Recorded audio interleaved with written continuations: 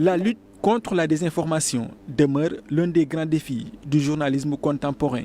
Conscients de cet enjeu, les responsables du Centre d'études des sciences et techniques de l'information ont organisé un panel à l'attention des étudiants afin de leur expliquer les mécanismes de lutte contre la diffusion des fausses nouvelles. Quand on parle de lutter contre la désinformation, il ne s'agit pas d'éradiquer la désinformation parce que la désinformation est un phénomène qui existe et qui accompagne l'histoire de l'humanité, on va dire. Ce qu'il faut comprendre plutôt, c'est comment trouver les moyens pour, on va dire, endiguer, réduire les impacts négatifs des pratiques de désinformation.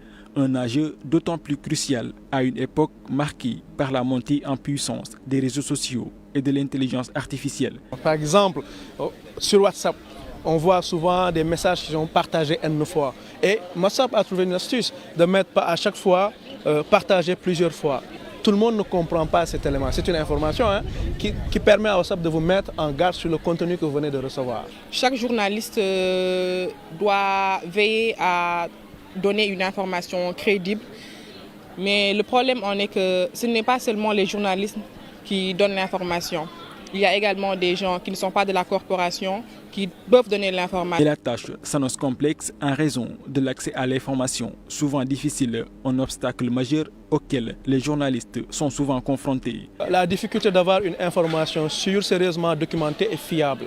Ça, c'est le premier élément. Effectivement, une information qui n'est pas fiable est le lit par excellence de la fabrication puis de la prolifération des pratiques de désinformation. L'objectif est clair à travers ce panel, sensibiliser et outiller les futurs professionnels de l'information face à un phénomène qui touche aussi bien le Sénégal que le monde dans sa globalité.